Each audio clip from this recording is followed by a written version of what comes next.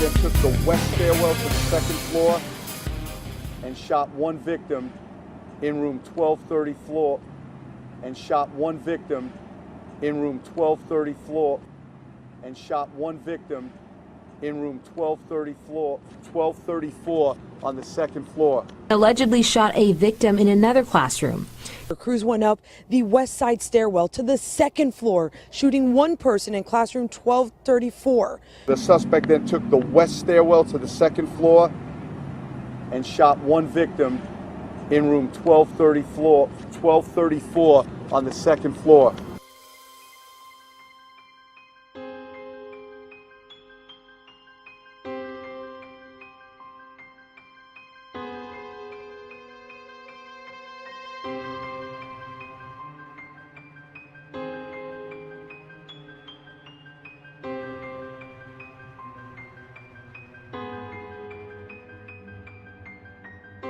Now the suspect proceeds to the second floor. There are no victims in this hallway.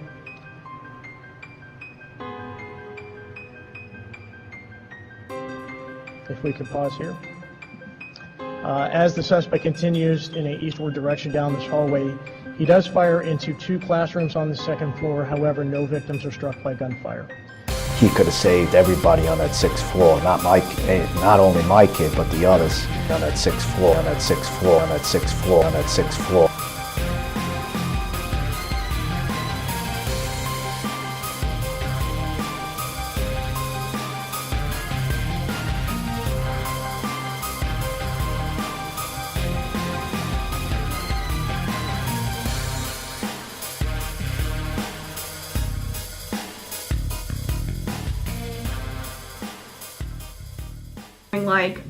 Like a white shirt, like an artillery vest. I didn't actually know what gun that he had. I remember describing it to the police as a shotgun. His gray black sweater, hoodie on, and some jeans.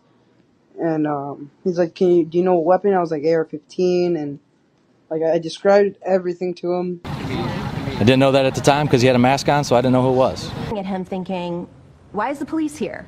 This is strange, because he's in full metal garb, helmet, face mask, bulletproof armor, shooting this rifle that I've never seen before. I gotta tell you, and I've been teaching 25 years, and in all that time, we worked harder on those drills and on code reds and what all the codes were this year than any year that we've ever. Never been so ready for something. So ready for something. We've been doing training for this for the last 2 weeks, so wow. and it kind of like came to play today. So wow. and it kind of like came to play today. So wow. and it kind of like came to play today. Hard for people to understand. We never had a single code red drill at our school. I heard a coach talk about, boy, we really drilled on this code red this year. No, we talked about it. A drill and a talk are two different things, and the media needs to realize that. I mean, this is the type of situation that we just had a training about this. Not maybe like 6 weeks ago. Just another drill, and then we just started hearing gunshots, and we didn't take it that seriously because the school said that they were going to let out blanks, so we were just laughing about it. And then, so you were hearing that there was going to be some sort of real life drill happening at school today, so you didn't think anything of it? No, I didn't think that much of it because I saw everything. She said, I don't know, my mind is playing with me. I don't know what's real and I don't know what's fake. Because a month ago they told us that they were going to have a fake shooting at the school to test us and stuff like that. Because, to be clear, a drill, right? Yes, a drill.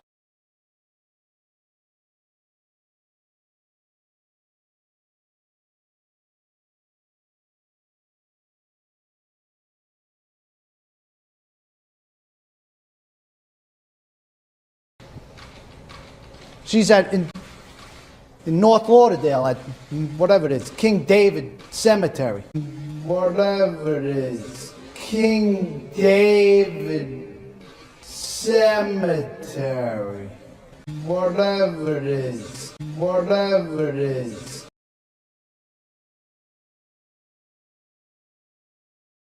Whatever it is. I know a lot more than you all do now.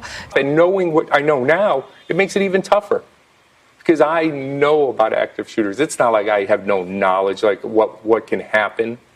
It's just I didn't believe when I first got there that that's what was going on. I don't think some people were honest, and we're going to investigate this in Florida, and the right thing will be done. Pam, was there a stand down order? I can't talk about that.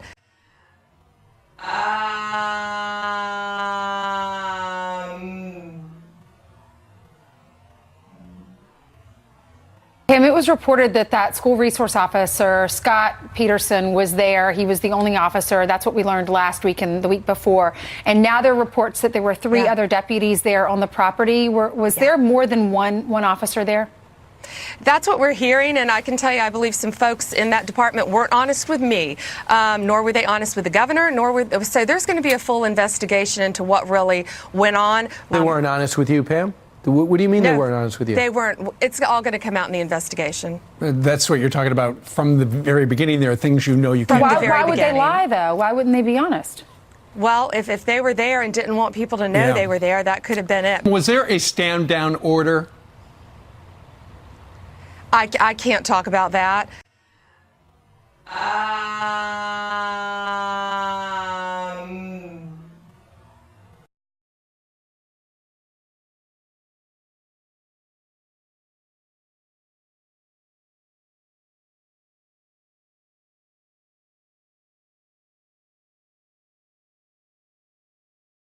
And three other sheriff's deputies were outside, hunkered behind vehicles, saying that they were ordered not to go in because their body cameras were not on them or they were not working.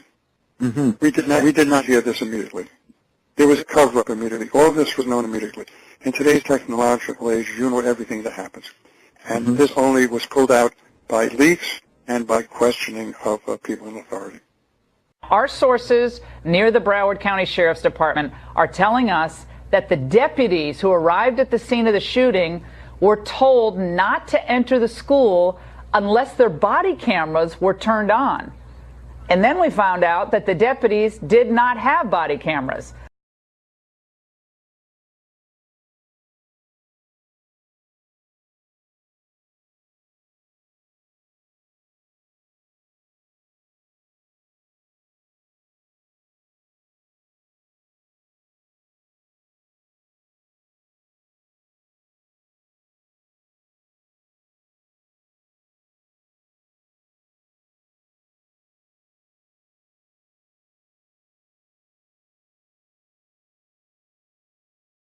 How do you know it was an Uber? Because the sign on the window.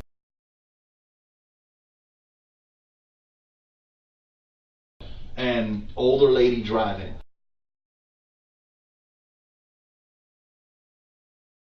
He was in the back seat. I came to the north side of the school and open up this. There's a gate here for the bike rack by the van where the kids can go get out.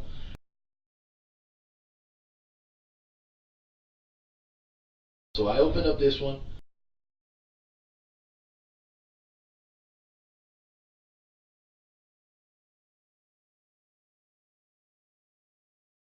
And then there's another one at a gate up here in the front of the school, right off of Pine Island as well.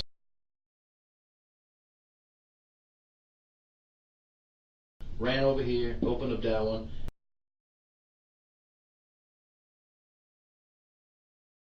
Came to the street.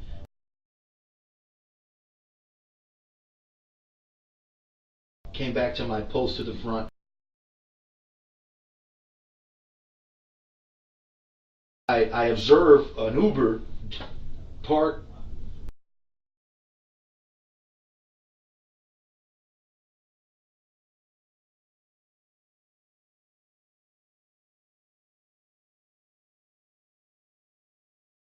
Observe the suspect come out of the Uber. How do you know it was an Uber? Because the sign on the window. What kind of car was it? It was like a goldish color, maybe Honda CRV or a Kia Sportage.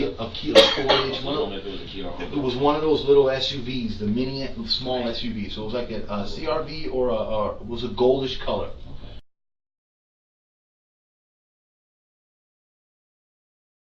And older lady driving. He was in the back seat. So Ubers all day. That's like Uber City, that around that area. So I saw the sign in the front. I saw the Uber. He got out of the car. There was I'm peeping him from my golf cart, to the left.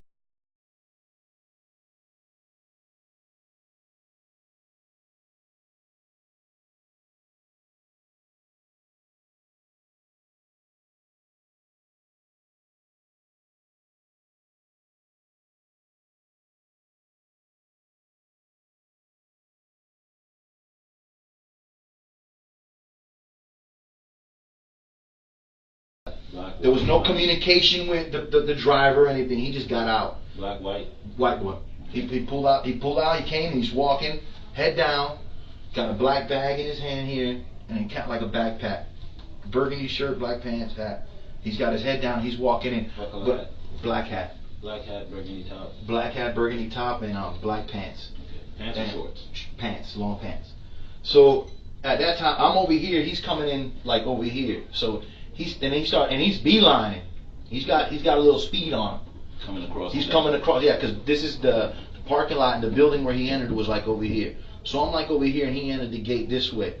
So he's beelining. What's that street there that you're talking about? This not a street. He's in the school. This is Pine Island right here. Okay. So he's coming on the school campus. The Holmberg. Okay, so he's is out just here. south of Holmberg. Yeah, so he's just south of Holmberg, walking on the campus through the bike rack gate. So he starts coming. He's beelining. He's got his head down. He's on a mission.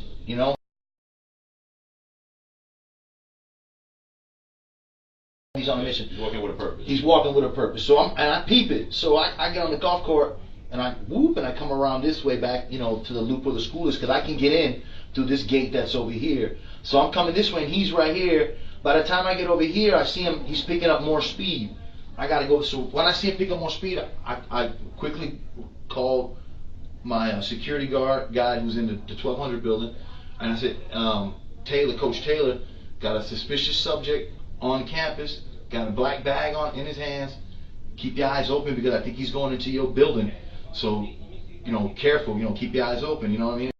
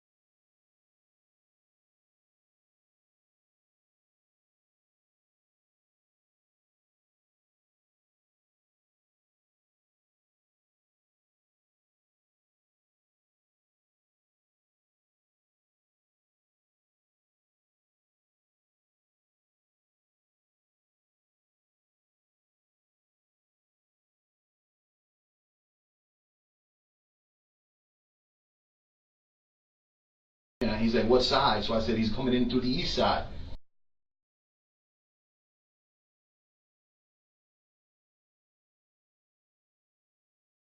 I'm peeping him from my golf cart, to the left.